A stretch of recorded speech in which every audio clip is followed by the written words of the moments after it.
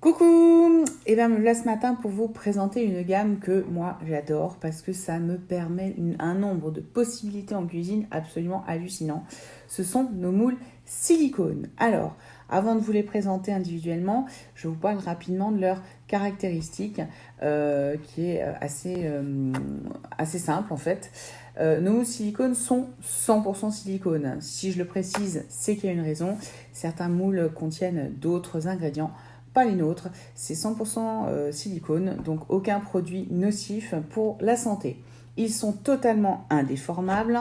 Je peux vous donner la preuve avec celui que j'ai sous les yeux. Je peux le plier en tout ce que vous voulez. J'ai même ma feuille à rebord qui est roulée dans un tiroir et elle ne bouge pas. Quand je la reprends, elle reprend sa forme immédiatement. Vous pouvez le constater. Voilà, pour ça, c'est le moule à torsade. C'est immédiat. Ensuite, ils sont compatibles avec le four, évidemment, le micro-ondes et le congélateur. Donc, ça veut dire que vous pouvez préparer vos préparations à l'avance et les mettre au congélateur. Nous avons d'ailleurs une gamme de boîtes Igloo 2,25 litres qui est faite spécialement pour les proportions de nos moules silicone. Donc, n'hésitez pas également à aller voir à quoi ça ressemble. Que vous dire d'autre? Ils sont hyper légers, ils sont incassables. Évidemment, évitez d'utiliser des ustensiles tranchants comme des couteaux, etc. parce que ceux-là, ils vont pas aimer. Privilégiez effectivement nos spatules. Vous pouvez tout à fait les laver au lave-vaisselle, il n'y a aucun souci, ils sont prévus pour ça, même si moi, personnellement, je préfère simplement les laver sous l'eau tiède avec un peu de liquide vaisselle, si possible, sans parfum. C'est mieux parce que sinon, ça risque de pénétrer. Le principe d'un silicone, c'est de vous permettre de démouler facilement. Pour ce faire, il va absorber le gras de vos préparations. Donc je conseille moi toujours de faire votre première préparation la plus grasse possible, de façon justement à ce qu'ils soient imbibés de gras et que tous vos démoulages suivants soient hyper faciles. C'est pour cela que vous allez certainement voir des traces blanches apparaître sur vos silicones quand ils vont refroidir. C'est normal, il n'y a rien de grave, ils ne sont pas détériorés pour autant. Il suffit simplement de les laver avant de les utiliser, donc après et avant de les utiliser, bien les sécher pour enlever éventuellement les traces de gras qui seraient en surface. Donc voilà pourquoi on vous préconise toujours de les rincer avant l'utilisation. Que vous dire d'autre? Oui, important à la cuisson, toujours les poser sur une grille froide pour avoir une répartition de la chaleur uniforme. C'est important, donc vous sortez votre grille du four pendant le préchauffage. Je vous disais qu'ils allaient également au micro-ondes et en effet, on peut les utiliser au micro-ondes, soit par exemple pour faire des coques en chocolat. Vous mettez votre carreau dans votre alvéole de chocolat, vous le mettez au micro-ondes pendant une minute et demie, ça fait fondre votre carreau et avec votre pinceau silicone, vous étalez ce chocolat dans votre alvéole, vous le mettez au frais et votre coque au chocolat, elle est faite. L'autre possibilité également, moi je fais mes blancs en neige quand je fais mes îles flottantes. Je leur donne la forme que je veux. Je peux prendre un moule à œuf, un moule à oups, quoi que ce soit. Et je le mets 40 secondes au micro-ondes à 600 watts pour faire cuire mon blanc en neige pour avoir une forme un peu originale pour mes îles flottantes. Voilà 2 exemples de préparation que je peux faire au micro-ondes. Et maintenant, je vais vous présenter les différents moules qui sont actuellement au catalogue. Alors, pour la présentation, je viens de vous le montrer. Voici le premier moule qu'on a actuellement au catalogue. C'est le moule à torsade. Il est idéal pour faire des petits graissins pour l'apéro, des petites torsades feuilletées au fromage, aux graines, etc. On peut faire également des petits moelleux au parmesan, au lardon. Mais vous pouvez également le faire pour le petit café gourmand avec des torsades au chocolat, des torsades cookies.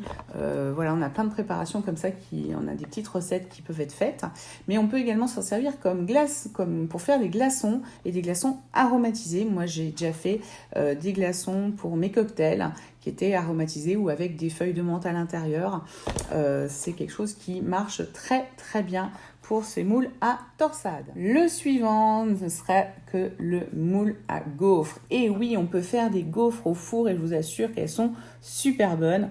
Vous faites cuire vos gaufres dans le moule, vous les démoulez, vous les remettez 5 minutes dans votre four pour qu'elles deviennent un peu légèrement croustillantes tout autour et c'est un bonheur. On peut faire également, comme je vous disais que ça passait au congélateur, des gaufres glacées. Donc pareil, comme je vous l'ai dit pour les moules à torsade, vous faites vraiment ce que vous voulez, du sucré, des salés. Moi j'ai fait des gaufres aux olives pour l'apéro, des gaufres au chocolat, on a fait des gaufres au chocolat en atelier cette semaine. Bref, on se régale avec les multitudes de possibilités que nous offrent nos moules silicone. Le suivant n'est pas des moindres parce qu'il permet vraiment de faire des formes originales. Je viens de vous en parler avant.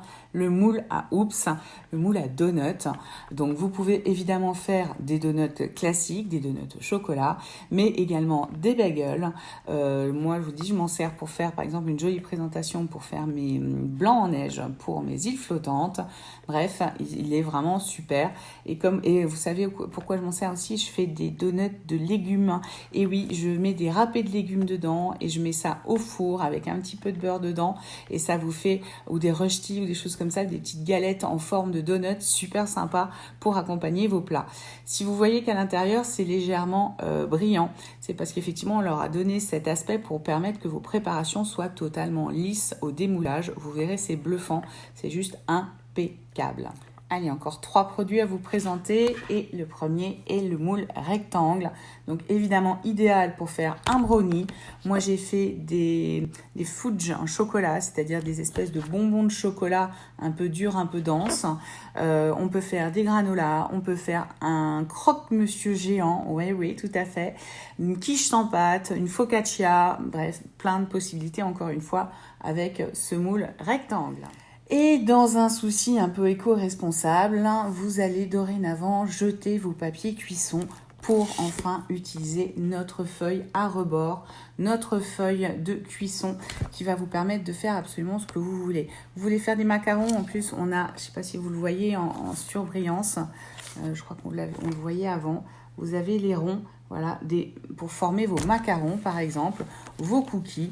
Moi je fais cuire mes nems dessus, je fais réchauffer une pizza, mais évidemment je fais également des génoises roulées. Comme vous pouvez le constater, il y a un rebord et ça sert vraiment à ça. J'ai même fait des roulés d'œufs pour l'apéro. On peut vraiment se faire plaisir avec cette feuille à rebord et surtout fini les feuilles de cuisson qu'on jette en permanence à la poubelle. Le dernier produit n'est pas au catalogue, mais je vous le présente parce qu'il revient régulièrement en promotion ou en vente exclusive. Donc si jamais il vous intéresse, dites-le moi que je le note. Comme ça, dès que je suis au courant qu'il ressort, je peux vous le dire. C'est le moule à garnir. Et en fait, je vous le dis, il revient le mois prochain. Donc pour celles que ça intéresse, dites-le moi parce que comme ça, je pourrais vous en mettre de côté. Le moule à garnir, c'est quoi ? Comme vous pouvez le constater, il a une espèce de rigole tout autour. C'est pas un moule à tarte classique. C'est en fait, vous allez faire un gâteau inversé et vous allez comme ça avoir une forme creuse qui va se faire dans votre gâteau, dans votre génoise ou quoi que ce soit, et ce qui va vous permettre de la garnir avec ce que vous voulez dedans. Moi, mon kiff ultime avec ça, c'est de me faire des gâteaux moelleux à ce que je veux. En l'occurrence, je le fais à la courgette la plupart du temps, et je la garnis avec du fromage frais, du saumon fumé, et des concombres par-dessus. Mais évidemment, c'est pas tout ce qu'on peut faire avec. On peut évidemment faire les fameux gâteaux aux fruits. On peut y mettre des gâteaux, une base de cookies et mettre du chocolat dessus avec des rondelles de banane. Enfin bref, encore une fois, c'est un outil qui va vous permettre de varier les plaisirs à table et de faire des choses un peu différentes pour vos convives. Voilà pour nos moules silicone. Donc n'hésitez pas à me faire un petit message si vous avez des questions supplémentaires. J'essaye de voir si je vous ai oublié quelque chose. Non, a priori, j'ai pensé à tout. Et si on se retrouve tout à l'heure pour une recette. Ciao, ciao.